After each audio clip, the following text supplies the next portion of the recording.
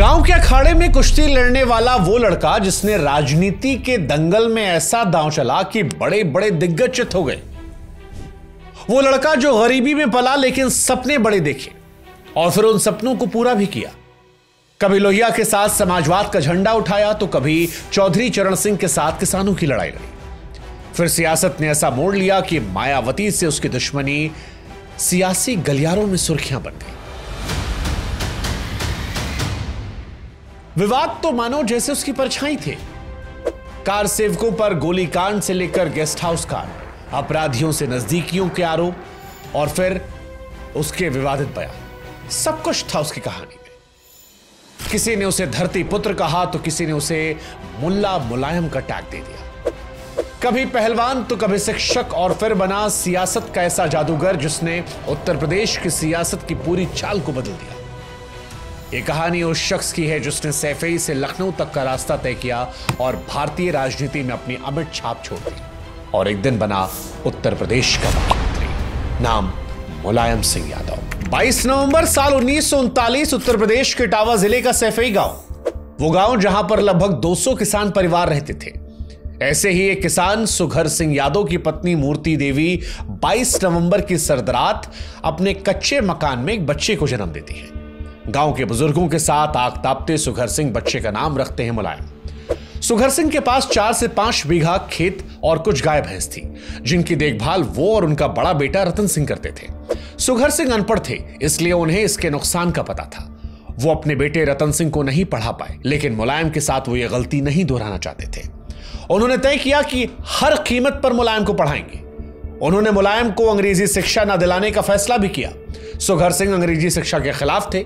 उनका यह मानना था कि इससे देश की संस्कृति का नाश हो रहा है। उस वक्त सैफई में कोई प्राइमरी स्कूल नहीं था, लेकिन गांव के मुखिया महेंद्र सिंह रात को बच्चों को पढ़ाते थे। मुलायम भी उनसे पढ़ने लगे। बाद में वहां छप्पर वाला प्राइमरी स्कूल खुला, जहां मुलायम ने 3री कक्षा में दाखिला लिया क्योंकि वो पढ़ाई में तेज थे। एक रोज स्कूल में एक दलित बच्चे ने जब घड़े से पानी पिया तो विवाद हो गया। इसके बाद दलित बच्चा जोर जोर से रोने लगा। मुलायम से यह बर्दाश्त नहीं हुआ और कुछ लड़कों की गर्दन पकड़कर उन्हें जमीन पर पटक दिया। इस घटना के बाद से ही मुलायम को दादा भैया कहा जाने लगा। मुलायम शुरू से ही इंसान इंसान में फर्क और जाति व्यवस्था के खिलाफ थे। उनका एक दलित दोस्त था जिसके साथ बैठकर वो खाना खाते और इसके लिए उन्हें खूब डांटा जाता। कई बार उन्हें इस अछूत दलित दोस्त से दूर रहने की चेतावनी दी गई, लेकिन मुलायम नहीं माने। उन्होंने इस मामले में अपने पिता की भी नहीं सुनी। मुलायम को बचपन से ही कुश्ती का शौक था। 9 साल की उम्र तक कुश्ती के दांवपेश में महारत हासिल कर ली थी। अपनी उम्र के पहलवानों में ज्यादा मशहूर थे। मुलायम ओलंपिक में भी जाना चाहते थे। वो फ्री स्टाइल कुश्ती में माहिर थे, जो ओलंपिक में होती है। बहुत साल बाद तक वह मेले में होने वाली कुश्ती कॉम्पिटिशन्स में लड़ते रहे। गांव के स्कूल से पढ़ाई पूरी होने के बाद 1952 में मुलायम ने 6वीं में हेवड़ा के जनसहयोगी माध्यमिक विद्यालय में एडमिशन ले लिया। मुलायम पढ़ाई कर रहे थे। इसी बीच साल 1954 में केवल 14-15 साल की उम्र में पड़ोसी गांव रायपुरा की मालती देवी से उनकी शादी करा दी गई। मुलायम शादी तो नहीं करना चाहते थे, लेकिन बुजुर्गों की बात को वो काट नहीं पाए। उस वक्त मुलायम को दहेज में एक भैंस मिली थी। 1954 में ही मुलायम ने पहली बार समाजवादी नेता डॉक्टर राम मनोहर लोहिया के बारे में सुना। सरकार ने नहर के पानी पर टैक्स बढ़ा दिया था, जिसके खिलाफ लोहिया ने आंदोलन छेड़ा था। सैफई लोहिया की सोशलिस्ट पार्टी का गढ़ था। रोजाना सुबह गांव वाले प्रभात फेरी निकालते, जिसमें डॉक्टर लोहिया जिंदाबाद के नारे लगते। ये नारे मुलायम के कानों तक भी पहुंचे। वे भी इस आंदोलन में शामिल हो गए। मुलायम राम मनोहर लोहिया को पढ़ने लगे और उनसे बहुत प्रभावित हुए। 1956 में मुलायम ने करहल के जैन इंटर कॉलेज में दाखिला लिया। मुलायम के पास इस कॉलेज की फीस के लिए पैसे नहीं थे। उनके दोस्त रामरूप यादव ने कॉलेज के मालिक उग्रसेन जैन से बात की, जिन्होंने मुलायम की फीस माफ कर दी। मुलायम का यहां तक पढ़ना भी एक बड़ी उपलब्धि थी। उनके परिवार से कोई भी 10वीं तक भी नहीं पढ़ा था। जैन इंटर कॉलेज सैफई के पास था, लेकिन पक्की सड़क नहीं थी और आने जाने का कोई साधन भी नहीं था। मुलायम को धूल भरे उबड़ खाबड़ रास्तों से पैदल जाना पड़ता। बरसात में पानी भर जाने से और ज्यादा दिक्कतें होती। मुलायम को गांव के बाहर एक नाला पार कर जाना पड़ता। वे अपने कपड़े उतारकर एक पॉलिथीन में रखते और फिर नाला पार कर जाते। नाला पार करने के बाद एक हैंडपंप पे नहाते और वापस कपड़े पहन लेते। इसी कारण मुलायम एक साइकिल खरीदना चाहते थे, लेकिन सवाल था कि साइकिल के लिए पैसे कहां से आएंगे। एक दिन मुलायम ने पड़ोसी गांव उज्जैनी में कुछ बुजुर्गों को ताश खेलते देखा। यहां एक कारोबारी जीतने वाले को मशहूर रॉबिन हुड ब्रांड की साइकिल दे रहा था। मुलायम भी खेल में शामिल हो गए, वे जीते और इस तरह ताश का जुआ खेलकर मुलायम को अपनी पहली साइकिल मिली। मुलायम को साइकिल से बहुत प्यार था। जब भी कहीं कीचड़ में साइकिल चलाना मुश्किल होता, वो इसे अपने सिर पर उठा लेते। मुलायम ने बाद में बताया कि जब वो कहीं जाते तो साइकिल को अपने कंधे पर लेकर बरगद के एक पेड़ पर चढ़ जाते और इसे चेन से लॉक कर देते। यहां साइकिल सेफ रहती है। जैन इंटर कॉलेज में भी एडमिशन के बाद मुलायम पहलवानी करते रहे। यहां उन्हें लोकप्रिय पहलवान सिराजुद्दीन से लड़ने का मौका मिला। मुलायम ने सिराजुद्दीन को पटखनी देकर अपना दमखम साबित किया और जीतने पर कैश इनाम भी मिला। 1959 में जब फीस जमा करने के बाद भी एग्जाम्स में देरी हुई तो मुलायम ने कॉलेज के खिलाफ आंदोलन छेड़ दिया। सारे छात्र उनके पीछे हो गए। उन्होंने प्रिंसिपल पर सवाल खड़े कर दिए। समझौते के बाद मामला शांत हुआ और इस तरह कॉलेज का यह आंदोलन मुलायम सिंह यादव के नेता बनने की पहली सीढ़ी बन गया। 12वीं करने के बाद मुलायम इटावा के कर्मक्षेत्र पोस्ट ग्रेजुएट कॉलेज के डिग्री कॉलेज में पढ़ने लगे। यहां छात्र संघ के अध्यक्ष बने। चुनाव में उन्होंने बलराम सिंह यादव को हराया, जो एक अमीर परिवार से आते थे, कांग्रेस से जुड़े हुए थे। बाद में चलकर बलराम यादव उत्तर प्रदेश और केंद्र की सरकार में मंत्री भी रहे। छात्र संघ का अध्यक्ष बनने के बाद मुलायम ने उत्तर प्रदेश के कई मंत्रियों को कॉलेज के एनुअल फेस्टिवल में बुलाया। इससे उनके पॉलिटिकल कनेक्शंस और बढ़ने लगे। कहा जाता है कि डिग्री कॉलेज में पढ़ने के दौरान मुलायम ने भारतीय कुश्ती चैंपियनशिप में गामा पहलवान से कुश्ती लड़ी, जो उस समय हिंद केसरी थे। मुलायम इस समय का एक दिलचस्प किस्सा बताते हैं। एक दिन जब कॉलेज के मालिक लालाजी पूजा कर रहे थे, तभी उनका फोन बजने लगता है। लालाजी ने मुलायम से फोन उठाने के लिए कहा, क्योंकि मुलायम ने पहले कभी फोन देखा नहीं था और उन्हें पता नहीं था कि करना क्या है। डरते हुए फोन तो उठा लिया, लेकिन कुछ बोले नहीं। वहीं दूसरी तरफ से हेलो हेलो की आवाज आती रही। मुलायम को लगा कि वो कह रहा है हिलो हिलो। गुस्से में आकर मुलायम कॉलर से बोले, तुम हिलो, हम क्यों हिले? इसके बाद मुलायम ने फोन को पटक दिया। इसके बाद लाल जी हंसे, मुस्कुराए और फिर मुलायम सिंह यादव को फोन का इस्तेमाल करना सिखाया। 1962 में के डिग्री कॉलेज से बीए करने के बाद मुलायम बैचलर ऑफ टीचिंग बीटी करने शिकोहाबाद पहुंच गए। यहां पर आदर्श कृष्ण डिग्री कॉलेज के छोटे से हॉस्टल का कमरा नंबर 4 उस वक्त मुलायम का ठिकाना बना। यहां वे मुलायम पहलवानी करते और मशहूर पहलवान नायपाल सिंह यादव को उन्होंने धूल चटाई। टीचिंग के 1 साल की ट्रेनिंग के बाद साल 1963 में मुलायम जिस जैन इंटर कॉलेज में पढ़े थे उसी में पढ़ाने लगे। 1970 में जब मुलायम ने आगरा यूनिवर्सिटी से एमए किया तो उन्हें लेक्चरर बना दिया गया। मुलायम इसके बाद सियासत में आए, लेकिन 1985 तक नौकरी नहीं छोड़ी थी। टीचर बनने के बाद भी उन्होंने कुश्ती लड़ना जारी रखा था। साल 1962 में जब भारत और चीन का युद्ध होता है, तब मुलायम अपने वैचारिक गुरु राम मनोहर लोहिया की तरह जवाहरलाल नेहरू की नीतियों से खुश नहीं थे। युद्ध में भारत की हार के बाद मुलायम का गुस्सा और बढ़ गया। मुलायम युद्ध के लिए नेहरू को दोष देते थे। उनका कहना था कि नेहरू को डर था कि अगर युद्ध नहीं हुआ तो उनकी सरकार गिर जाएगी। 1963 में जब लोहिया फर्रुखाबाद सीट से लोकसभा उपचुनाव लड़े तो मुलायम ने उनका प्रचार किया। एक दिन जब वो प्रचार कर रहे थे तब उन्हें राम मनोहर लोहिया आते दिखे। ये लोहिया और मुलायम की पहली मुलाकात थी। लोहिया ने मुलायम को 100 रुपए दिए। मुलायम पैसे लेने से इंकार करने लगे तो उन्होंने कहा, तुम आंदोलन के लिए अपनी पढ़ाई और सेहत खराब कर रहे हो, इसलिए ये पैसे रख लो। इसी बीच एक लोकल कुश्ती प्रतियोगिता ने मुलायम की जिंदगी बदल दी। जसवंत नगर के विधायक नत्थू सिंह भी यहां पहुंचे थे। मुलायम बड़े बड़े पहलवानों को पटखनी दे रहे थे। नत्थू सिंह इससे प्रभावित हुए और उन्होंने मुलायम से जाकर बात की। मुलायम के राजनीतिक समझ ने नत्थू सिंह को इंप्रेस किया। वे मुलायम के राजनीतिक गुरु बन गए और उन्हें ग्रूम करना शुरू कर दिया। नत्थू सिंह जहां भी जाते मुलायम को साथ लेकर जाते। 1965 के आसपास नत्थू सिंह ने यह भी कहना शुरू कर दिया कि वे जसवंत नगर से खुद चुनाव नहीं लड़ेंगे। 1967 में विधानसभा चुनावों में उन्होंने मुलायम को चुनाव लड़ाया। जब मुलायम उत्तर प्रदेश की सियासत में आगे बढ़ रहे थे तब ऊपरी जातियों का दबदबा था। मुलायम लोहिया की संयुक्त सोशलिस्ट पार्टी के टिकट पर चुनाव लड़े। उस वक्त उनका मुकाबला कांग्रेस के उम्मीदवार वकील लाखन सिंह से था। लाखन सिंह बाद में उत्तर प्रदेश के मुख्यमंत्री बनने वाले हेमवती नंदन बहुगुणा के चेले थे। मुलायम को उस वक्त 22,000 वोट मिले और लाखन सिंह चौथे स्थान पर रहे। तब केवल 28 साल की उम्र में मुलायम पहली बार विधायक बने।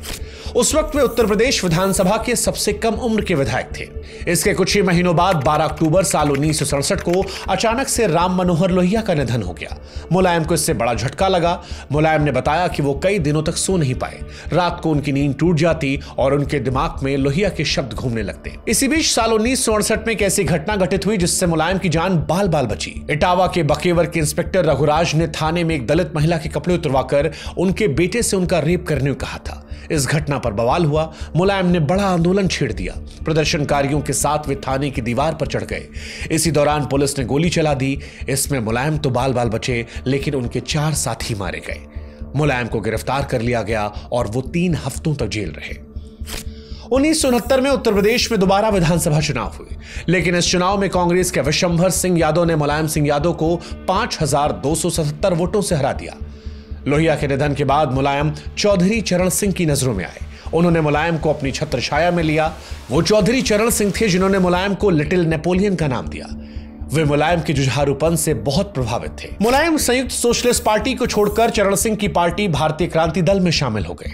उसके टिकट पर वो जसवंत नगर से साल 1974 में विधानसभा का उत्तर प्रदेश से चुनाव लड़े और जीत गए। इसी बीच इमरजेंसी आई और देश की राजनीति में बड़ी उथल पुथल का यह समय था। साल 1975 में इलाहाबाद हाईकोर्ट ने सरकारी मशीनरी के दुरुपयोग के आरोप में रायबरेली से इंदिरा गांधी का चुनाव रद्द कर दिया था। उनके खिलाफ दिल्ली के रामलीला मैदान में एक बड़ी रैली हुई।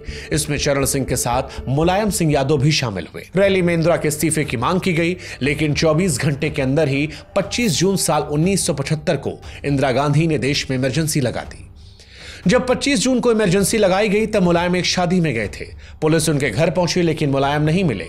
वे आधी रात को लगभग 2 बजे घर पहुंचे। घर वालों ने उन्हें रसोई में छिपा दिया था। मुलायम सुबह 4 बजे अंधेरे में एक कार्यकर्ता की मोटरसाइकिल पर बैठकर निकले और इसके बाद अंडरग्राउंड हो गए। इस बीच पुलिस उनके पीछे लगी थी। मुलायम ज्यादा समय आजाद नहीं रह पाए। जब एक जमीनी झगड़े का समाधान कराने भालेपुरा गांव पहुंचे तो पुलिस ने पूरे गांव को घेर लिया और मुलायम सिंह यादव को इमरजेंसी में गिरफ्तार कर लिया गया। मुलायम को इटावा जेल में रखा गया। जेल की जिंदगी बहुत मुश्किल थी। कैदियों को बेहद घटिया खाना मिलता था। गंदे पानी में पकी दाल खाने से उस वक्त कई कैदी बीमार पड़ गए थे। इसके अलावा इटावा जेल में जो बाकी कैदी थे वो राजनीतिक कैदियों के आने से खुश नहीं थे। एक दिन जब मुलायम कटोरा लेकर दाल लेने गए तो रसोइये ने गुस्से में दाल फेंक दी, जो मुलायम के पैर पर लग गई। पैर जलने लगा। मुलायम को इसके बाद गुस्सा आया और लंबे चौड़े और खतरनाक दिखने वाले रसोइयों को पैर से पकड़कर जमीन पर पटक दिया। इसके बाद मुलायम ने तब तक खाना खाने से इंकार कर दिया जब तक उन्हें अलग से चूल्हा नहीं मिल जाता। दूसरी तरफ बाकी कैदियों ने भी हड़ताल कर दी और मुलायम के माफी मांगने तक राजनीतिक कैदियों के लिए खाना पकाने से इंकार कर दिया गया। हालांकि मुलायम झुके नहीं और उनके लिए अलग चूल्हे का इंतजाम किया गया।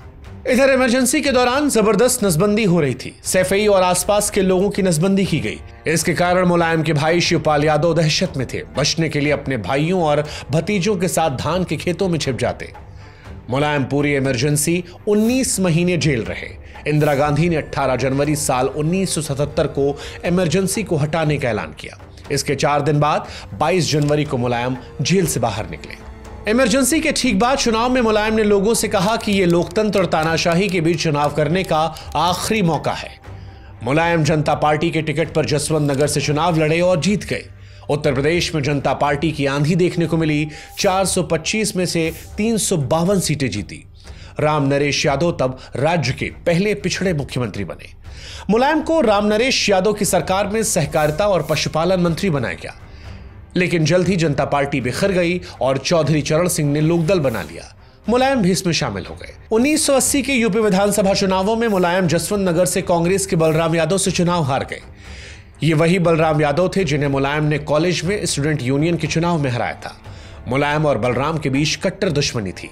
वरिष्ठ पत्रकार प्रदीप सिंह के अनुसार बलराम यादव और मुलायम सिंह के बीच जमकर गोलीबारी होती। बलराम यादव से हार ने मुलायम सिंह यादव के हार के दुख को दोगुना कर दिया था। मुलायम आंखों में आंसू लिए घर पहुंचे। तभी रेडियो पर बताया गया कि चरण सिंह ने उन्हें लोकदल का यूपी चीफ बना दिया है। 1980 चुनाव में कांग्रेस की जीत के बाद वीपी सिंह उत्तर प्रदेश के मुख्यमंत्री बने। उनकी सरकार ने डकैतों के खिलाफ एक बड़ा अभियान छेड़ दिया। पुलिस के एनकाउंटर्स में कई डकैत मारे गए। मुलायम पर डाकुओं के साथ संबंध का शक था। दावा किया जाता है कि वीपी सिंह ने मुलायम के एनकाउंटर का भी आदेश जारी कर दिया था। एनकाउंटर की तैयारियां हो चुकी थीं, लेकिन यूपी के पूर्व मंत्री सत्यप्रकाश मालवीय छिपाकर मुलायम को दिल्ली ले गए। उन्होंने अपनी कार में पैरों के पास मुलायम को लिटाया और कंबल से ढक दिया। ऐसे छिपकर मुलायम दिल्ली पहुंचे, यहां चरण सिंह से मिले। चरण सिंह ने मुलायम को उत्तर प्रदेश विधान परिषद का सदस्य, एमएलसी और लीडर ऑफ ऑपोजिशन बना दिया। इससे मुलायम को कैबिनेट मंत्री का दर्जा मिला। जो पुलिस उनका एनकाउंटर करने के लिए घूम रही थी, अब उसी पुलिस को मुलायम सिंह यादव को सुरक्षा देनी पड़ रही थी। विधायक बनने के बाद मुलायम ने डाकुओं पर वीपी सिंह की कार्रवाई के खिलाफ एक बड़ा अभियान छेड़ दिया। उन्होंने आरोप लगाया कि चंबल के डाकुओं के नाम पर वीपी सिंह सरकार पिछड़ों को निशाना बना रही थी, खासकर यादवों को।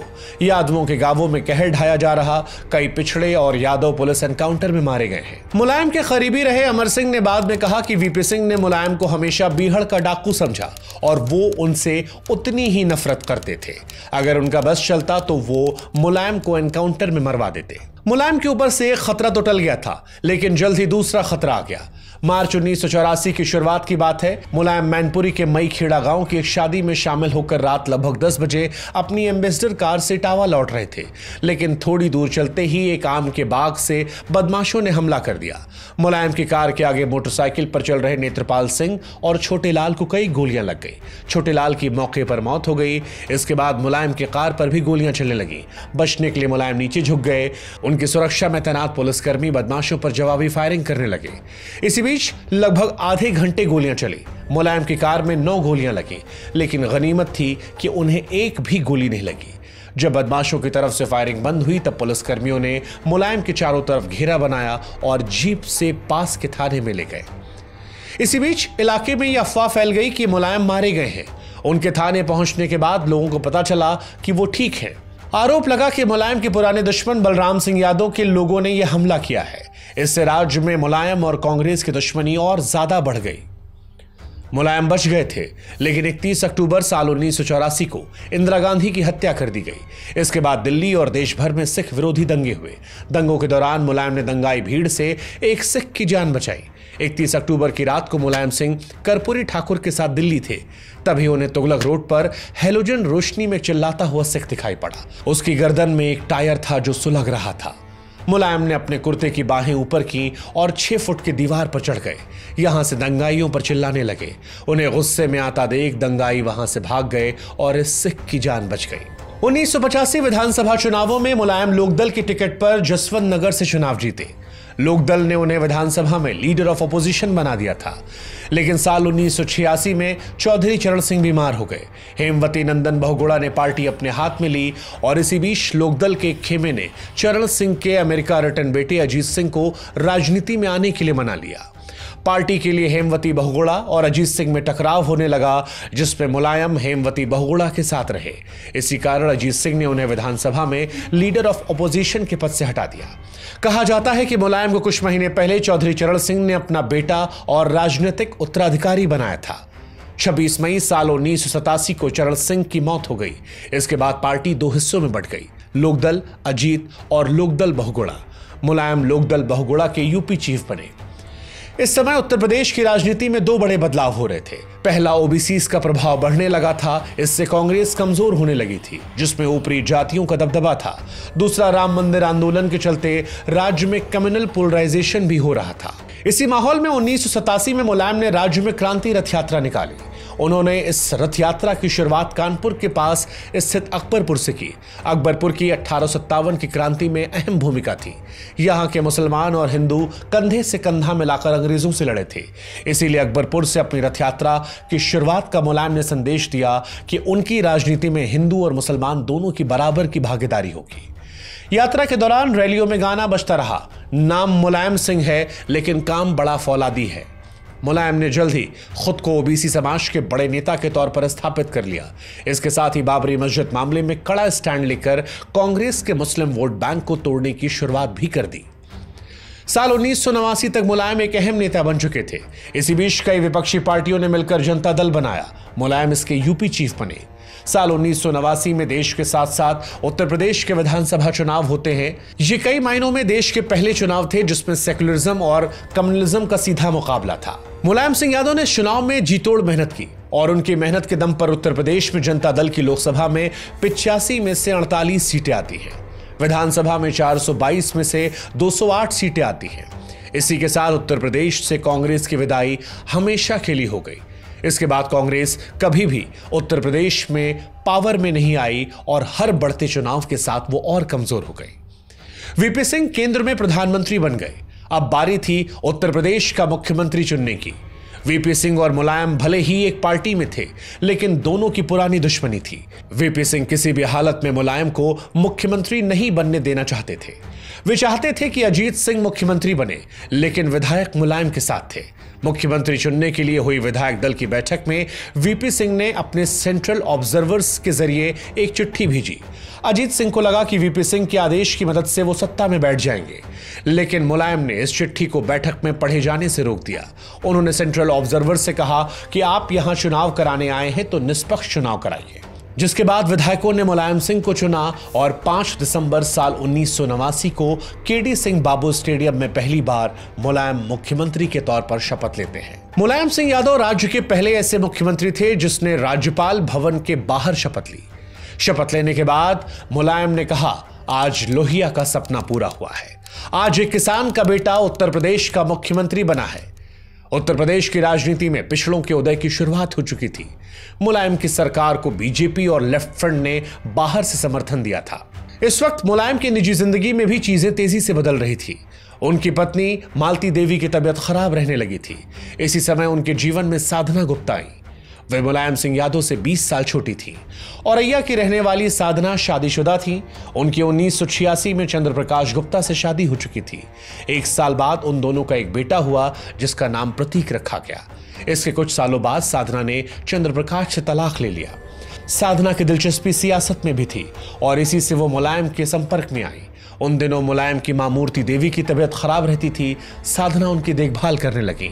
एक बार अस्पताल में एक नर्स मूर्ति देवी को गलत इंजेक्शन लगाने जा रही थी, लेकिन साधना ने उसे रोक लिया। साधना खुद नर्सिंग का कोर्स कर चुकी थी, इसीलिए गलत इंजेक्शन का पता लग गया।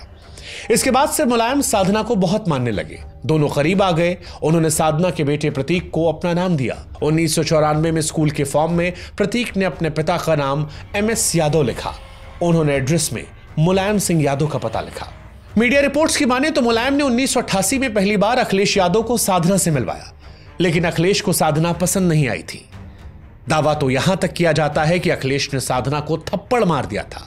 इसके बाद उन्हें घर से दूर भेज दिया गया और राजस्थान के धौलपुर में मिलिट्री स्कूल में अखिलेश यादव का एडमिशन कराया गया। यूं तो मुलायम और साधना का रिश्ता 80 के दशक से था, लेकिन दोनों ने शादी 2003 में की जब मुलायम की पहली पत्नी मालती देवी का निधन हो गया। इससे अखिलेश बहुत नाराज हुए, लेकिन प्रतीक की राजनीति से दूर रहने की शर्त पर यह समझौता हो गया। मुलायम साधना को अपने लिए लकी मानते थे, क्योंकि उनके संपर्क में आने के बाद ही वो पहली बार मुख्यमंत्री बने थे। मुख्यमंत्री बनने के बाद कैबिनेट की पहली बैठक में ही मुलायम ने किसानों, बुनकरों, मजदूरों और कारीगरों से 10,000 रुपए से कम कर्ज की वसूली पर रोक लगा दी। बाद में उन्होंने यह सारा कर्ज माफ कर दिया और लगभग 708 करोड़ रुपए का कर्ज माफ किया गया। 120 करोड़ रुपए के किसानों के बिजली बिल भी माफ कर दिए गए। 15,000 नई फैक्ट्रियां लगाई गई। मुलायम ने पिछड़ों के लिए कई स्कीम्स चलाई। SC, ST, OBC उम्मीदवारों को कोचिंग देने के लिए भी स्कीम लाई गई। मुलायम हिंदी के बड़े समर्थक थे और अंग्रेजी को बढ़ाए जाने का विरोध करते थे। मुख्यमंत्री बनने के बाद साल 1990 में राज्य के सिविल सर्विस एग्जाम में अंग्रेजी के कंपलसरी पेपर को खत्म कर दिया था। ऑफिस, कोर्ट्स और बाकी स्थानीय संस्थाओं में भी हिंदी के इस्तेमाल को अनिवार्य कर दिया गया था। सरकारी नौकरियों में अंग्रेजी की जरूरत खत्म कर दी गई थी। राज्य में सभी सरकारी काम अब हिंदी में किए जाने लगे थे। इसी बीच प्रधानमंत्री वीपी सिंह ने मंडल कमीशन की रिपोर्ट को लागू कर दिया। इस रिपोर्ट में OBC को सरकारी नौकरियों और एजुकेशन इंस्टीट्यूट में 27% आरक्षण देने की सिफारिश की गई थी। वहीं दूसरी तरफ बीजेपी ने राम जन्मभूमि आंदोलन की शुरुआत की और लाल कृष्ण आडवाणी रथ यात्रा लेकर निकल पड़े। मंडल और कमंडल अब दोनों आमने सामने थे। आडवाणी की रथ यात्रा शुरू होने के बाद मुलायम के सामने सबसे बड़ी चुनौती थी अयोध्या की बाबरी मस्जिद को बचाना। मुलायम ने मामले को शांतिपूर्ण समाधान निकालने की कोशिश की। उन्होंने दोनों पक्षों से बातचीत की, लेकिन यह बातचीत बेनतीजा रही। मुलायम ने बाद में कहा कि मुसलमान समझौता नहीं चाहते थे और हिंदुओं को अदालत पर भरोसा नहीं था। बीजेपी और विश्व हिंदू परिषद के नेताओं ने लोगों से राम मंदिर की नींव रखने के लिए अयोध्या में इकट्ठा होने के लिए कहा। कार सेवक अयोध्या में इकट्ठा होने लगे। बाबरी मस्जिद को इससे खतरा पैदा था। 28 अक्टूबर साल 1990 को टाइम मैगजीन के इंटरव्यू में मुलायम सिंह यादव ने कहा कि सरकार रहे या ना रहे, मस्जिद मेरी लाश पर होकर गिरेगी। जब तक मुलायम की सत्ता कायम है, मस्जिद शहीद नहीं होगी। उन्होंने कहा कि एक नहीं 10 सरकारें चली जाएं, पर देश नहीं टूटना चाहिए, देश का दिल नहीं टूटना चाहिए, देश का कानून और संविधान नहीं टूटना चाहिए। अयोध्या और उसके आसपास कर्फ्यू लगा दिया गया। बाबरी मस्जिद की तरफ जाने वाले 1.5 किलोमीटर रास्ते पर बैरिकेडिंग कर दी गई। लेकिन फिर भी 30 अक्टूबर साल 1990 को कार सेवकों ने बाबरी मस्जिद की तरफ मार्च करना शुरू कर दिया। पुलिस ने कई लोगों को गिरफ्तार किया। उन्हें बस में बैठाकर बाहर ले जा रही थी कि तभी एक कार सेवक ने इस बस को हाईजैक कर लिया और बैरिकेड्स को तोड़ते हुए बाबरी मस्जिद तक पहुंच गया। यहां कुछ कार सेवक मस्जिद के ऊपर चढ़ गए और भगवा झंडा लहरा दिया। इन्हीं में कोलकाता के 2 कोठारी भाई राम और शरद भी शामिल थे, जो मस्जिद के ऊपर भगवा झंडा लेकर चढ़ गए थे। कार सेवकों को रोकने के लिए मुख्यमंत्री मुलायम सिंह यादव ने पुलिस को फायरिंग का आदेश दे दिया। इससे भगदड़ मच गई। पुलिस ने कार सेवकों को गलियों में दौड़ा दौड़ा कर मारा। कई कार सेवक मारे गए। इसके बाद 2 नवंबर को कार सेवक फिर वापस आए। फिर से पुलिस और उनके बीच में झड़प हुई। फिर से कार सेवक मारे गए। आधिकारिक आंकड़ों की माने तो 17 लोग मारे गए थे। मुलायम ने 28 लोगों की मौत की बात कही थी। बीजेपी के अटल बिहारी वाजपेयी ने दावा किया था कि 56 लोग मारे गए हैं। मरने वालों में कोठारी भाई भी शामिल थे। 2 नवंबर को हनुमानगढ़ी मंदिर के पास एक गली में उनकी लाशें मिली। आरोप लगा कि पुलिस ने उन्हें एक घर से घसीटकर बाहर निकाला और उसके बाद गोली मार दी। इस घटना के बाद मुलायम की तारीफ और फजीहत दोनों हुई। मुलायम ने इस घटना पर दुख तो जताया, लेकिन इसे डिफेंड भी किया। यह कहा कि उस वक्त यह जरूरी था। मुलायम की कार्रवाई की हिंदू और मुसलमान दोनों ने आलोचना की। हिंदू कार सेवकों पर हमले के लिए उनके खिलाफ हो गए, तो वहीं मुसलमानों ने कहा कि उन्होंने भीड़ को रोकने के लिए पर्याप्त प्रयास नहीं किए। बीजेपी नेताओं ने मुलायम को खलनायक बना दिया। बीजेपी और विश्व हिंदू परिषद के लोग इसी के बाद मुलायम को मुल्ला मुलायम और हिंदू विरोधी कहने लगे। इसी दौरान इटावा के जैन इंटर कॉलेज के मैदान में समाजवादियों का एक छोटा सा सम्मेलन हुआ। सम्मेलन के बाद जब मुलायम गाड़ी से निकले तो रास्ते में एक बाजार से निकलना हुआ। वहां बहुत सारे दुकानदार अपनी दुकानों के आगे बैठे थे और जहां से मुलायम की गाड़ी निकलने लगती वो लोग थूकने लगते। ये सब वहां हो रहा था जिसे मुलायम का घर माना जाता था। इसी बीच रथ यात्रा के दौरान बिहार में लालू प्रसाद ने आडवाणी को गिरफ्तार कर लिया, जिसके बाद बीजेपी ने वीपी सिंह की सरकार से समर्थन वापस लिया और सरकार गिर गई। जनता दल 2 हिस्सों में टूट गई और चंद्रशेखर की समाजवादी जनता पार्टी कांग्रेस के समर्थन से सरकार में आ गई। कांग्रेस ने उत्तर प्रदेश में मुलायम सरकार को भी समर्थन दिया, लेकिन कुछ ही महीनों के बाद कांग्रेस ने दोनों सरकारों से समर्थन वापस ले लिया। एक दावा किया जाता है कि राजीव गांधी मुलायम को समर्थन देने के लिए तैयार थे। उन्होंने मुलायम से कहा, आप उत्तर प्रदेश में सरकार चलाओ, चंद्रशेखर जी का साथ छोड़ दो। लेकिन मुलायम ने ऐसा करने से मना कर दिया और साल 1991 में मुलायम की सरकार गिर गई। मुलायम ने हमेशा उनकी सरकार गिराने को लेकर कांग्रेस से एक टीस रखी। अपने पहले कार्यकाल में मुलायम केवल 17 महीने के लिए मुख्यमंत्री थे। इसके बाद देश भर और उत्तर प्रदेश में चुनाव हुए। इस समय काशीराम की बहुजन समाज पार्टी दलितों पर अच्छी पकड़ बना रही थी। मुलायम ने उनके साथ गठबंधन करने की सोची। 1991 में मुलायम और काशीराम के बीच पहली मुलाकात हुई। धर्मगुरु चंद्रस्वामी ने उनके बीच ये मुलाकात करवाई, लेकिन इसमें काशीराम ने गठबंधन करने से इंकार कर दिया। उनका कहना था कि जनता पार्टी से निकली पार्टियों में ऊपरी जातियों का दबदबा है। मुलायम और चंद्रशेखर की समाजवादी जनता पार्टी अकेले 399 सीटों पर चुनाव लड़ी, लेकिन केवल 34 सीटें जीत पाई। मुलायम जसवंत नगर और शाहजहांपुर की तिलहर दोनों सीट पर चुनाव लड़े और दोनों से जीत गए। बीजेपी को राम मंदिर आंदोलन का जबरदस्त फायदा मिला और पहली बार उसने उत्तर प्रदेश में सरकार बनाई, जिसमें कल्याण सिंह मुख्यमंत्री बने। इसी बीच 4 अक्टूबर साल 1992 को मुलायम सिंह यादव ने अपनी अलग पार्टी बना ली, जिसका नाम रखा समाजवादी पार्टी। इसके लगभग 65 दिन बाद 6 दिसंबर साल 1992 को बाबरी मस्जिद को गिरा दिया गया। केंद्र सरकार ने कल्याण सिंह की सरकार को बर्खास्त कर दिया। मस्जिद गिरने के बाद मुलायम मुसलमानों में हीरो बन गए और वे इन्हें इस बात का क्रेडिट देने लगे कि साल 1990 में मुलायम ने मस्जिद को गिरने नहीं दिया था। वहीं दूसरी तरफ बीजेपी भी मुलायम पर लगातार हमलावर थी। इससे मुलायम को मुसलमानों को अपने पीछे इकट्ठा करने में मदद मिली। वे खुद यादव समुदाय से आते थे और यहीं से मुस्लिम यादवों को मिलाकर MY का एक ऐसा वोट बैंक खड़ा किया जिससे भविष्य में समाजवादी पार्टी को बहुत फायदा हुआ।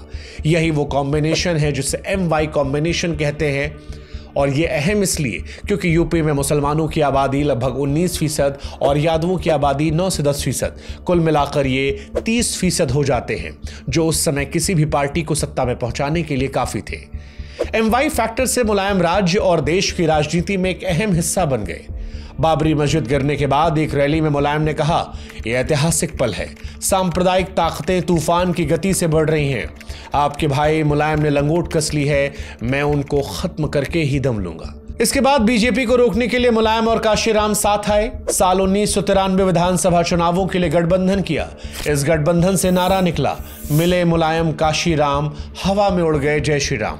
इस गठबंधन का आधार था सामाजिक न्याय और दलित पिछड़ा गठजोड़। मुलायम का यह दांव काम आया। चुनाव में यादवों, मुस्लिमों और दलितों ने SP-BSP गठबंधन को वोट दिया। समाजवादी पार्टी 109 और BSP की 67 सीटें आईं।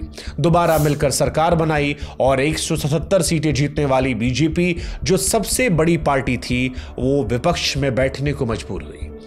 4 दिसंबर साल 1993 को मुलायम दूसरी बार उत्तर प्रदेश के मुख्यमंत्री बने।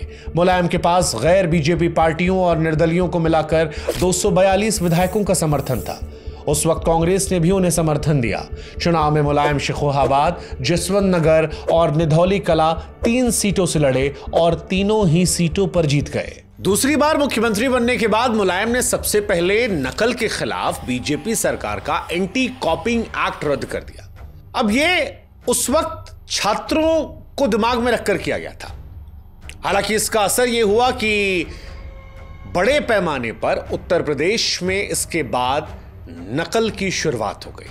उत्तर प्रदेश पर जो नकल माफिया होने का आरोप लगता है या छात्रों को नकल करके पास करवाने का आरोप लगता है, उसमें इस फैसले का एक बड़ा असर था। यह मुलायम सिंह का राजनीतिक एक यूनिक फीचर था। अगर पिछड़ों में कुछ लोकप्रिय है तो वो सही गलत देखे बिना फैसला ले लिया करते थे। मुलायम की सरकार ने मंडल कमीशन की रिपोर्ट के आधार पर OBC आरक्षण 15 से बढ़ाकर 27% कर दिया था। पंचायतों में कोटा दिया गया, लेकिन उन पर अपराधियों को बचाने के आरोप लगते रहे। इस पर मुलायम का कहना था कि वो जीतते हैं तो मैं टिकट देता हूं, क्योंकि जनता वोट देती है। हमें सीट चाहिए सरकार चलाने के लिए, संत क्या ही सियासत करेगा। कुछ समय बाद ही SP और BSP गठबंधन में दिक्कतें शुरू हो गई। ये दो ऐसे नेताओं के बीच गठबंधन था जो अति महत्वाकांक्षी थे, एक दूसरे पर शक करते थे। कहने को मायावती सरकार में शामिल नहीं थी, लेकिन उसके बावजूद मायावती का दखल सरकार में था। सरकार बनने के कुछ समय बाद लोकल मीडिया ने मायावती को सुपर चीफ मिनिस्टर का तमगा देना शुरू कर दिया। यह सुनकर मायावती को अक्सर आनंद आता था। कहा जाता है कि एक भी ऐसा दिन नहीं होता था जिस दिन BSP मुलायम को यह बात का एहसास नहीं कराती थी कि मुलायम BSP के समर्थन से मुख्यमंत्री बने हैं। वहीं दूसरी तरफ BSP को भी इस बात का डर लगा रहता था कि मुलायम उसकी पार्टी को तोड़ सकते हैं। और इन सब चीजों के चलते साल 1995 में SP-BSP गठबंधन टूटने के कगार पर पहुंच गया। मुलायम ने मायावती का कॉल उठाना बंद कर दिया। BSP को तोड़ने में लगे हुए थे ताकि सरकार चलाने के लिए उस पर निर्भर ना रहना पड़े। वहीं दूसरी तरफ काशीराम भी अपना गेम सेट कर रहे थे। उन्होंने बीजेपी के साथ गठबंधन लगभग तैयार कर लिया था। बीजेपी उन्हें समर्थन पत्र दे चुकी थी, लेकिन खराब तबीयत के चलते काशीराम अस्पताल में भर्ती थे और उनके ठीक होने का इंतजार होने लगा। हालांकि इसी बीच मई में काशीराम के पास यह खबर पहुंची कि मुलायम अब BSP को तोड़ने वाले हैं। काशीराम ने मायावती को अस्पताल में बुलाया, पूछा, क्या तुम उत्तर प्रदेश के मुख्यमंत्री बनना चाहोगी? उन्होंने मायावती को तुरंत बीजेपी के साथ सरकार बनाने का आदेश दिया। मायावती 1 जून साल 1995 को राज्यपाल से मुलाकात करती हैं और BSP ने मुलायम सरकार से समर्थन वापस ले लिया। इसी दिन मुलायम अपने दफ्तर में थे। उनके एक करीबी अधिकारी PL पुनिया बिना दरवाजा खटखटाए अंदर चले आए।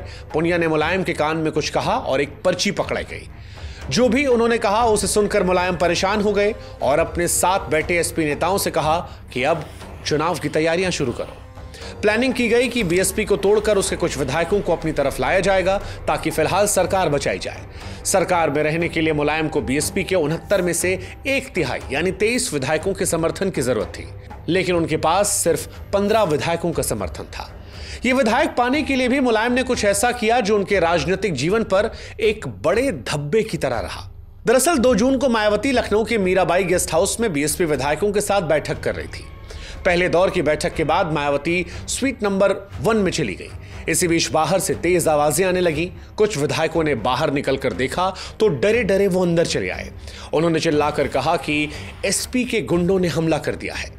समाजवादी पार्टी के 300 आदमियों की भीड़ इस वक्त अंदर बढ़ रही थी। बीएसपी विधायकों ने मेन गेट को बंद कर दिया था, लेकिन समाजवादी पार्टी के गुंडों ने इसे तोड़ दिया। अंदर घुसकर बीएसपी विधायकों को पीटने लगे। 5 विधायकों को उठाकर बाहर खड़ी जीप में डाला और मुख्यमंत्री आवास ले गए। यहां मुलायम को समर्थन के पत्र पर हस्ताक्षर भी करवाए गए। कुछ गुंडे ऐसे भी थे जो मायावती के स्वीट नंबर 1 के आगे पहुंच गए। मायावती को मारने पीटने की कोशिश की गई, लेकिन हजरतगंज के एसएचओ विजय भूषण और एसएचओ सुभाष सिंह बघेल कुछ कांस्टेबल के साथ पहुंचे और इसी बीच मायावती और सपा के गुंडों के बीच में दीवार बनकर खड़े हो गए। मायावती अपने कमरे से केंद्रीय गृह मंत्री शंकर राव चौहान और बीजेपी और जनता दल के नेताओं को फोन करने लगी। केंद्र सरकार के दखल के बाद आधी रात को स्थिति कंट्रोल में आई। इसी घटना को गेस्ट हाउस कांड के नाम से जाना जाता है। मुलायम ने कभी भी गेस्ट हाउस कांड के लिए माफी नहीं मांगी। हालांकि अगले दिन 3 जून साल 1995 को राज्यपाल वोहरा ने मुलायम सरकार को बर्खास्त कर दिया। मुलायम के गुंडों के हमले के 24 घंटे के अंदर मायावती बीजेपी के समर्थन से प्रदेश की मुख्यमंत्री बन गई। उत्तर प्रदेश की सत्ता से बेदखल होने के बाद मुलायम ने अपना ध्यान राष्ट्रीय राजनीति पर लगाया। साल 1996 में लोकसभा चुनाव में मुलायम मैनपुरी से लड़े और जीत गए। वे पहली बार संसद पहुंचे थे। पहली बार में ही प्रधानमंत्री बनने वाले थे। चुनाव में बीजेपी की 161 सीटें आई, लेकिन वो बहुमत साबित नहीं कर पाई और इसी के बाद थर्ड फ्रंट सरकार बनाने का दावा करने लगा।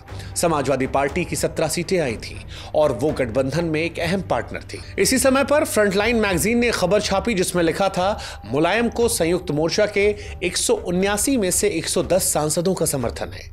ऐसा लगने लगा था कि मुलायम भारत के प्रधानमंत्री बन जाएंगे, लेकिन तब 2 लोगों ने इसमें रोड़ा अटका दिया। पहले थे लालू यादव। जी हां, लालू यादव। वो नहीं चाहते थे कि मुलायम प्रधानमंत्री बने। मुलायम ने बाद में बताया कि लालू ने कहा था अगर मुलायम प्रधानमंत्री बन गए तो फिर मैं जहर खा लूंगा। और दूसरे थे वीपी सिंह। उनकी और मुलायम की पुरानी दुश्मनी थी। उन्होंने मुलायम को प्रधानमंत्री बनाने के फैसले को वीटो कर दिया और अंत में जनता दल के एचडी देवगौड़ा प्रधानमंत्री बन गए। मुलायम को रक्षा मंत्री की जिम्मेदारी दी गई। जब देवगौड़ा की सरकार गिरी तो आईके गुजराल को प्रधानमंत्री बना दिया गया, लेकिन मुलायम सिंह यादव को नहीं। जबकि गुजराल तो चुनाव तक नहीं जीते थे। गुजराल की सरकार में भी मुलायम रक्षा मंत्री रहे। रक्षा मंत्री बनने के बाद भी मुलायम ने हिंदी के इस्तेमाल पर जोर दिया। पहले दिन से ही यहां हिंदी में काम होने लगे। वे सियाचिन जाने वाले देश के पहले रक्षा मंत्री बने। जून 1996 में मुलायम ने कहा कि जम्मू कश्मीर को ज्यादा ऑटोनॉमी मिलनी चाहिए। पहली बार देश का रक्षा मंत्री जम्मू कश्मीर की वकालत कर रहा था।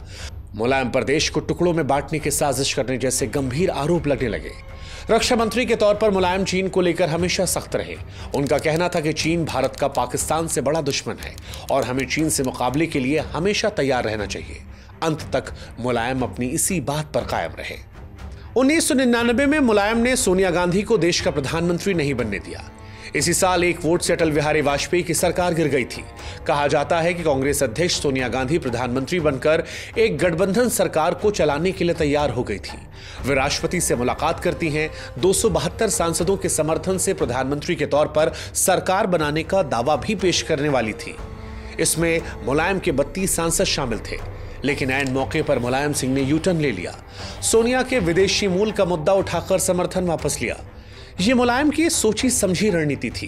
कुछ दिन बाद एक बातचीत में कहा कि दिल्ली की सत्ता में वापसी से कांग्रेस उत्तर प्रदेश में भी मजबूत होने लगती, इसीलिए उन्होंने कांग्रेस की सरकार नहीं बनने दी। 2002 में जब गुजरात में दंगे हुए तो मुलायम दंगा पीड़ितों से मुलाकात करने अहमदाबाद के राहत कैंप में गए, लेकिन पुलिस ने उन्हें रोक लिया। मुलायम को बहुत गुस्सा आया और पुलिस से कहा मुझे या तो पीड़ितों से मिलने दो, नहीं तो गोली मार दो। इसी बीच 2002 में उत्तर प्रदेश में विधानसभा के चुनाव होते हैं। इसमें मुलायम की समाजवादी पार्टी की सबसे अधिक 143 सीटें आती हैं, लेकिन सरकार बनाने के लिए 202 विधायक चाहिए थे। मुलायम सरकार नहीं बना पाए और इसके बाद बीएसपी ने बीजेपी के साथ मिलकर एक बार फिर सरकार बना ली। मायावती इस सरकार के मुख्यमंत्री बनी। मायावती और मुलायम ने एक दूसरे पर घोटालों के तमाम आरोप लगाए। मायावती मुलायम को सबक सिखाने के लिए पूरी तरह तैयार थी। कहा जाता है कि मायावती के दफ्तर में एक फाइल रखी हुई थी जिसमें मुलायम और उनके सहयोगी अमर सिंह पर पोटा लगाने का प्रपोजल था। बता दें कि पोटा आतंकवादियों पर लगाया जाता है। लेकिन इसी बीच मायावती ताज कॉरिडोर जैसे घोटाले में फंस गई। बीजेपी से उनके मतभेद बढ़ने लगे और अगस्त 2003 में मायावती ने मुख्यमंत्री के पद से इस्तीफा दे दिया। विधानसभा भंग करके दोबारा चुनाव कराने की सिफारिश कर दी। मायावती के इस फैसले से हैरान बीजेपी ने मुलायम की सरकार बनने देने का फैसला किया। कांग्रेस और बाकी कुछ छोटी पार्टियों ने मुलायम को समर्थन दे दिया, लेकिन इसके बावजूद उनके पास बहुमत नहीं था। उन्होंने बीएसपी के 14 विधायकों को तोड़ लिया। यह दल बदल कानून के खिलाफ था, लेकिन बीजेपी के इशारे पर राज्यपाल ने कुछ नहीं किया और फिर मुलायम उत्तर प्रदेश के तीसरी बार मुख्यमंत्री बन गए। इसके बाद भी मुलायम ने बीएसपी के विधायकों को तोड़ना जारी रखा। सितंबर 2003 तक बीएसपी के 37 विधायकों को वो अपनी तरफ कर चुके थे। अपने तीसरे कार्यकाल में मुलायम ने कई वेलफेयर स्कीम की शुरुआत की। इसमें 500 रुपए महीने का बेरोजगार भत्ता और गरीब लड़कियों की पढ़ाई में मदद के लिए कन्या विद्याधन प्रमुख था। मुलायम के तीसरे कार्यकाल में अमर सिंह का बहुत ज्यादा इन्फ्लुएंस रहा। वह 1996 में समाजवादी पार्टी में शामिल हुए थे। अमर सिंह के आने के बाद मुलायम का समाजवाद बदल गया था। अमर सिंह ने उन्हें कॉरपोरेट्स और फिल्म जगत की बड़ी हस्तियों से मिलवाया। मुलायम बड़े बड़े अभिनेताओं और हस्तियों के साथ दिखाई देने लगे थे। अब मुलायम बदल गए थे और महंगी घड़ियां पहनने लगे थे। कॉरपोरेट्स के दबाव और प्रभाव में समाजवादी पार्टी का एजेंडा पीछे छूट रहा था। इसी बीच मुलायम पर एक गंभीर आरोप लगा। 2005 में वकील विश्वनाथ चतुर्वेदी ने सुप्रीम कोर्ट में एक याचिका दायर की, जिसमें यह आरोप लगाया कि मुख्यमंत्री के पद का गलत इस्तेमाल करते हुए मुलायम ने 100 करोड़ से ज्यादा की संपत्ति बना ली है। उन्होंने मुलायम, उनके बेटे अखिलेश यादव और प्रतीक यादव, इसके साथ बहू डिंपल यादव की संपत्ति की सीबीआई जांच की मांग की।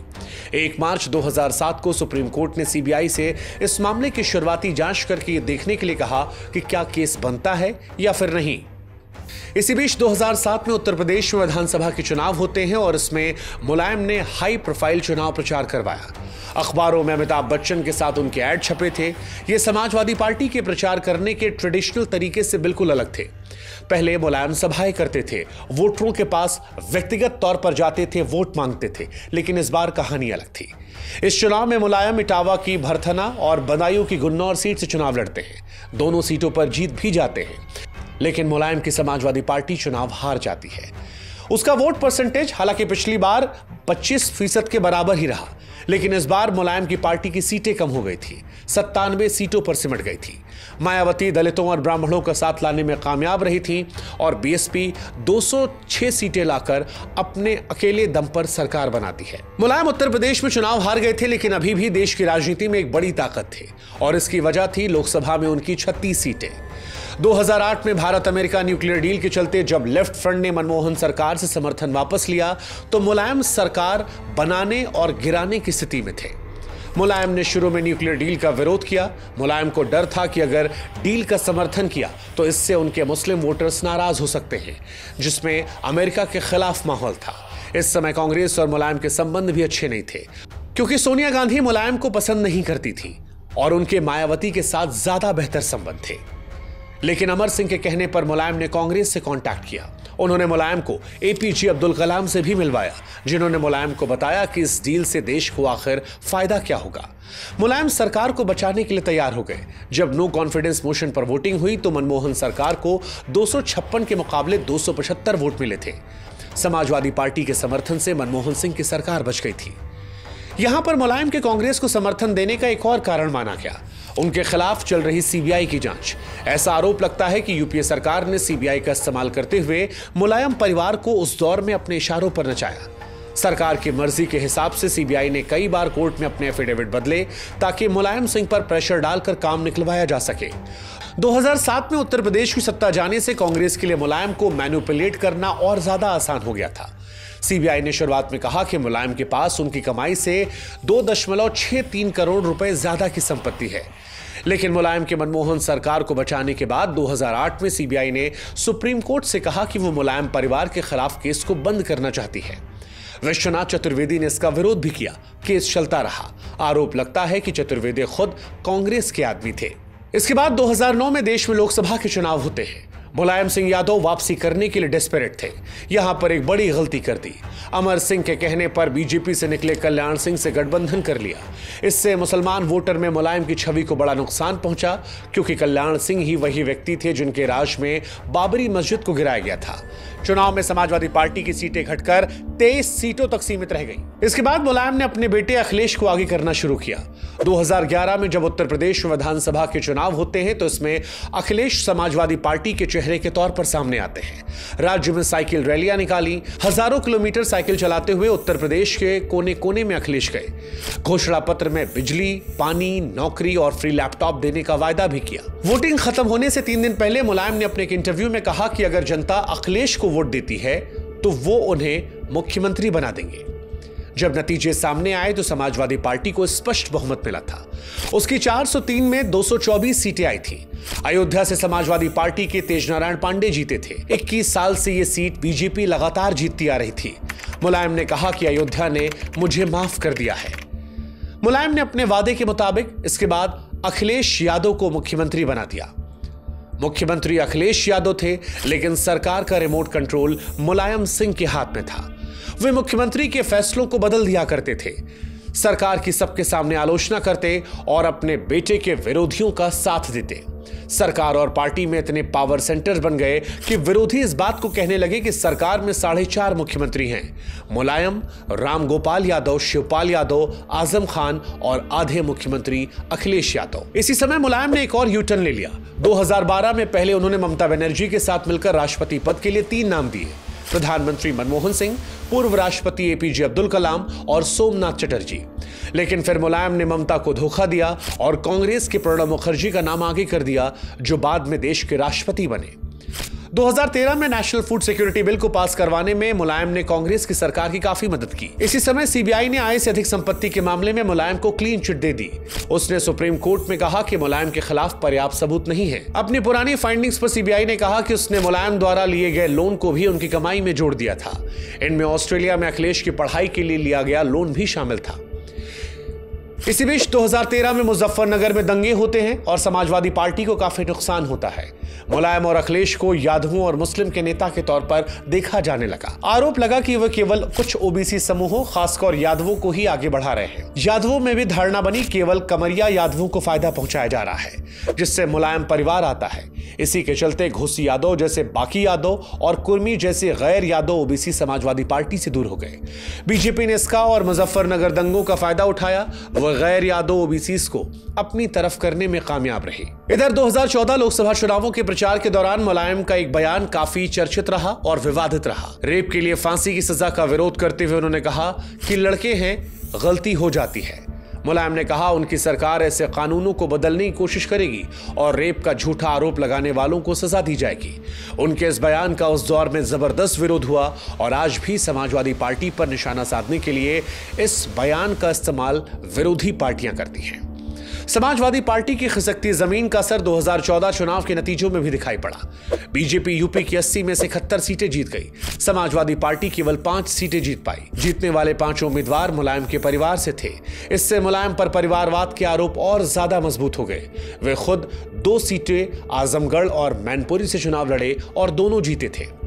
नतीजों के बाद मुलायम ने नरेंद्र मोदी को देश का सबसे बड़ा झूठा और कम्युनल और धोखेबाज बताया। लेकिन 2015 में जब सैफई में मुलायम के परपोते की सगाई हुई तो नरेंद्र मोदी को न सिर्फ विशेष अतिथि के तौर पर बुलाया, बल्कि शादी में मुलायम और नरेंद्र मोदी की तस्वीरें काफी ज्यादा चर्चित रही। इसी समय समाजवादी पार्टी पर कंट्रोल को लेकर अखिलेश और शिवपाल में खींचतान चल रही थी। ब्रेकिंग पॉइंट आया जून 2016, जब गैंगस्टर मुख्तार अंसारी की पार्टी कौमी एकता दल का समाजवादी पार्टी में विलय होने वाला था। अखिलेश यादव ने इस विलय को रोक दिया। यह कहा कि हमें पार्टी में ऐसे लोगों की जरूरत नहीं है। वह क्रिमिनल बैकग्राउंड के नेताओं को पार्टी से दूर रखकर उसकी इमेज को सुधारना चाहते थे। सितंबर में अखिलेश ने शिवपाल खेमे के मंत्रियों और अधिकारियों को बर्खास्त कर दिया था। अखिलेश अमर सिंह को भी पार्टी से निकालना चाहते थे, जिन्हें वे बैड इन्फ्लुएंस मानते थे। इसी लड़ाई में मुलायम ने अपने भाई शिवराज का साथ दिया। उन्होंने अखिलेश को हटाकर शिवपाल को पार्टी का यूपी चीफ बना दिया। जवाब में अखिलेश ने पहले शिवपाल से अहम मंत्री पद छीन लिए और फिर उन्हें मंत्री पद से भी बर्खास्त कर दिया। शिवपाल ने भी अखिलेश के करीबियों को पार्टी से निकाल दिया। मुलायम ने अखिलेश का साथ दे रहे अपने चचेरे भाई रामगोपाल यादव को 6 साल के लिए पार्टी से बाहर कर दिया। विधानसभा चुनावों से केवल 5 महीने पहले समाजवादी पार्टी के टूटने का खतरा पैदा हो गया। मुलायम ने झगड़े को खत्म करने के लिए 24 अक्टूबर को एक अहम बैठक बुलाई, लेकिन इसमें समाधान की जगह बड़ा ड्रामा शुरू हो गया। बैठक शुरू होने से पहले ही अखिलेश और शिवपाल के समर्थक आपस में भिड़ गए। बैठक में मुलायम ने अखिलेश को शर्मिंदा करने के लिए कोई कोर कसर नहीं छोड़ी। उन्होंने शिवपाल और अमर सिंह दोनों को पार्टी से निकालने से मना कर दिया। मुलायम बोले, पावर अखिलेश के सर पर चढ़ गई है। शिवपाल जनता के नेता हैं, अमर सिंह मेरे भाई जैसे हैं। मुलायम 2 बार अखिलेश पर चिल्ला पड़े और चुप करते हुए बोले कि तुम्हारी हैसियत ही क्या है। शिवपाल ने अखिलेश को झूठा बोला। बैठक में अखिलेश एक मौके पर अपनी आंखों से आंसू पोंछते नजर आए। उन्होंने मुलायम से कहा, मैं गलत के खिलाफ लड़ूंगा जैसा कि आपने मुझे सिखाया है। अखिलेश और शिवपाल एक दूसरे से माइक छीनते नजर आए। बैठक के अंत में मुलायम के मनाने पर अखिलेश ने शिवपाल के पैर छुए। दोनों एक दूसरे के गले लगे। जब लगा कि सब कुछ ठीक हो जाएगा, तभी फिर से झगड़ा शुरू हो गया और इसके बाद मुलायम बैठक से बाहर चले गए। इस झगड़े में मुलायम की दूसरी पत्नी साधना भी एक मुख्य किरदार थी। आरोप लगा कि शिवपाल साधना का राजनीतिक मुखौटा है। 2012 में वे दोनों नहीं चाहते थे कि अखिलेश मुख्यमंत्री बने। वे मुलायम को मुख्यमंत्री पद पर देखना चाहते थे, लेकिन ऐसा नहीं हुआ। लेकिन जब 2017 के चुनाव करीब आए और ऐसा लगा कि अखिलेश एक बार फिर से मुख्यमंत्री के दावेदार होंगे, तो साधना और शिवराज दोबारा से एक्टिव हो गए और इसी के चलते ये पूरा विवाद हुआ। चुनाव के कारण झगड़े को भुलाकर यूनाइटेड फ्रंट पेश करने की कोशिशें की गई, लेकिन अंदर अभी भी कुछ ठीक नहीं था। अखिलेश ने पार्टी को अपने कंट्रोल में करना शुरू कर दिया और धीरे धीरे मुलायम किनारे होते चले गए। फरवरी 2017 तक मुलायम चुनाव प्रचार और पोस्टर से गायब थे। इसका असर 2017 विधानसभा चुनाव में समाजवादी पार्टी के नतीजों पर भी दिखा। वो कांग्रेस के साथ गठबंधन करके लड़ी, लेकिन इसके बावजूद उसकी सीटें घटकर 47 हो गई, जो उसके इतिहास में सबसे कम थी। इस चुनाव में बीजेपी ने स्वीप करते हुए 403 में से 312 सीटें जीती और सरकार बनाई। पार्टी में किनारे होने के बाद शिवपाल ने अगस्त 2018 में प्रगतिशील समाजवादी पार्टी लोहिया बना ली। समाजवादी पार्टी पर अखिलेश का पूरा कंट्रोल हो गया। एक तरफ अखिलेश पार्टी को मजबूत करने में ध्यान दे रहे थे, वहीं दूसरी तरफ मुलायम बीमार पड़ने लगे। जिस पार्टी को मुलायम ने खड़ा किया था, उसमें वे कितने कमजोर हो गए थे, इसका सबसे बड़ा उदाहरण 2019 में देखने को मिला। लोकसभा चुनाव से पहले अखिलेश ने मायावती के साथ गठबंधन कर लिया। मायावती मुलायम की सबसे बड़ी राजनीतिक दुश्मन थी। अगर फैसले मुलायम ले रहे होते तो शायद ये गठबंधन कभी नहीं होता। मायावती ने भी गेस्ट हाउस कांड के भूत को पीछे छोड़ते हुए समाजवादी पार्टी से गठबंधन किया, और इसका एक बड़ा कारण कि मुलायम अब पार्टी को कंट्रोल नहीं करते थे। मुलायम इस गठबंधन से खुश नहीं थे। बीएसपी को समाजवादी पार्टी से 1 सीट ज्यादा देने के लिए अखिलेश की आलोचना की और उन पर पार्टी को खत्म करने का आरोप लगाया। मुलायम ने कहा, अब कौन खत्म कर रहा है पार्टी को? हमसे कहते थे कि हम पार्टी को खत्म कर रहे हैं, लेकिन ऐसे तो पार्टी खत्म हो जाएगी। इस बयान से 1 हफ्ते पहले ही मुलायम ने संसद में प्रधानमंत्री नरेंद्र मोदी की तारीफ करते हुए कहा, प्रधानमंत्री जी आप फिर बने प्रधानमंत्री। इस बयान से अखिलेश और समाजवादी पार्टी के लिए अनकंफर्टेबल सिचुएशन पैदा हो गई। उनके खुद की पार्टी का नेता विरोधी के जीतने की कामना कर रहा था, लेकिन निजी बातचीत में मुलायम मोदी को लेकर कुछ और कह रहे थे। मुलायम ने पत्रकार वीरेंद्र सिंगर से कहा था, ये नेता देश की एकता के लिए हानिकारक है, इसके पास बड़ी कॉर्पोरेट लॉबी है, इस व्यक्ति को कोई शर्म नहीं, मुझे भी बुढ़ापे में अंदर कर सकता है, इसलिए मैं मोदी की सीधी आलोचना करने से बचता हूं। लेकिन अखिलेश नहीं मानते। अपने जीवन के अंतिम दिनों में मुलायम केवल नाम के नेता रह गए थे। वो बीमारी से जूझते रहे। 9 जुलाई साल 2022 को उनकी पत्नी साधना का निधन हो गया। इस घटना से मुलायम टूट गए थे। 2 अक्टूबर को उनकी भी तबीयत खराब हो गई। 8 दिनों तक गुरुग्राम के मेदांता अस्पताल के आईसीयू में भर्ती रहे। 10 अक्टूबर को 82 साल की उम्र में मुलायम का निधन हो गया। उनकी मौत के बाद उनका परिवार एक हो गया और शिवपाल समाजवादी पार्टी में लौट आए। मुलायम सिंह यादव का 5 दशकों से ज्यादा का सियासी सफर सिर्फ एक करियर नहीं था, यह उत्तर प्रदेश की सत्ता के समीकरणों का काया पलट था। सैफई की धरती से निकलकर उनका उदय अनगिनत हाशिए पर पड़े समुदायों, खासतौर पर पिछड़ों और मुसलमानों की आकांक्षाओं का प्रतीक बना, जिन्हें उन्होंने बड़ी कुशलता से एक मजबूत चुनावी वोट बैंक में बदल दिया। शुरुआती तौर पर लोहिया के समाजवादी आदर्शों के निहित नेताजी यकीनन ऊंची जातियों के स्थापित दबदबे के खिलाफ एक शक्तिशाली आवाज बने, जिसने राज्य की सत्ता की तासीर हमेशा के लिए बदली। राम मंदिर आंदोलन के चरम पर उनका कड़ा और अटूट रुख, जिसकी कारसेवकों पर विवादास्पद फायरिंग ने उनकी छवि कट्टर सेकुलर लोगों में मजबूत कर दी। हालांकि उसकी वजह से उन्हें मुल्ला मुलायम का तीखा तमगा भी जिंदगी भर पहनना पड़ा। लेकिन इन सब के बीच मुलायम की विरासत केवल एक नायक की गाथा नहीं है, वो इससे आगे बढ़कर यथार्थवादी राजनीति यानी रियल पॉलिटिकल के माहिर खिलाड़ी के तौर पर स्थापित करती है। उनका पूरा करियर हैरतअंगेज राजनीतिक लचीलेपन का गवाह है। बसपा, कांग्रेस, यहां तक कि भाजपा के साथ भी जरूरत पड़ने पर अप्रत्यक्ष लाभ लेने से मुलायम ने कभी गुरेज नहीं किया। गठबंधन बनाने और तोड़ने का काम बेमिसाल व्यवहारिकता के साथ किया। वही व्यवहारिकता जो उत्तर प्रदेश की कांटों भरी सियासत में जिंदा रहने के लिए उस दौर से लेकर इस दौर तक में जरूरी है। अक्सर उन्हें विवाद अंधेरे रास्ते पर ले गए। कुख्यात गेस्ट हाउस कांड उनकी सियासत पर एक अमिट काले धब्बे की तरह है। अपराधियों को संरक्षण देने के आरोप उन पर लगातार लगे। आय से अधिक संपत्ति के मामलों ने सत्ता के उस स्याह पक्ष को भी उजागर किया जिसे जनता अक्सर अनदेखा कर देती है। आखिरकार आम आदमी के हक की बात करने वाले धरती पुत्र ने एक मजबूत और ताकतवर राजनीतिक वंशवाद की भी नींव रखी, जिसने शायद उनके समाजवादी सिद्धांतों की चमक को फीका कर दिया। उनका सफर भारत में सत्ता के जटिल और अक्सर विरोधाभासी चरित्र का आईना है। उन्होंने लाखों लोगों को ताकत और आवाज दी, लेकिन इसके साथ ही सत्ता को अपने कुनबे में भी समेट कर रखा। उन्होंने निर्णायक यद्यपि क्रूर कार्रवाई के जरिए सेक्युलरिज्म का परचम बुलंद रखा, लेकिन दूसरी तरफ सियासी फायदा लेने के लिए सुविधाजनक गठबंधन करने में भी कभी देर नहीं लगाई। मुलायम सिंह यादव एक ऐसी विरासत को छोड़कर गए जो जितनी असरदार है उतनी ही विवादित। एक ऐसे परिवर्तनकारी नेता जिनकी सत्ता पाने और उसे बनाए रखने की अनवरत लालसा ने पूरे युग के लिए उत्तर प्रदेश की सियासत को गढ़ा। अब इसे आपको तय करना है कि वो अच्छे के लिए था या बुरे के लिए। लेकिन मुलायम की कहानी यही है, जिसको देखने के लिए दोनों चश्मा लगाना पड़ेगा। मुलायम की कहानी में फिलहाल इतना ही, लेकिन अगर आप अंत तक आए हैं तो हम चाहेंगे कि आप हमें इस कहानी को लेकर सुझाव दें। ये बताएं कि ये कहानी आपको कैसी लगी। हमें साथ में ये भी बताएं कि कौन सा किस्सा है, किस शख्सियत के बारे में आप सुनना चाहते हैं, ताकि उस कहानी को भी हम आप तक पहुंचा सकें। साथ ही हमारी आपसे गुजारिश है कि इस वीडियो को शेयर कीजिए ताकि कहानी और लोगों तक पहुंचे। इसके साथ ही हमसे जुड़िए जरूर, ताकि ऐसी कहानियां जब हम मेहनत से बनाएं तो वो आप तक सीधे पहुंच जाए। हमारा आपका साथ ही हमारी ताकत है। इस ताकत को बनाए रखने की जिम्मेदारी भी आपकी है। जय हिंद, जय भारत, नमस्कार।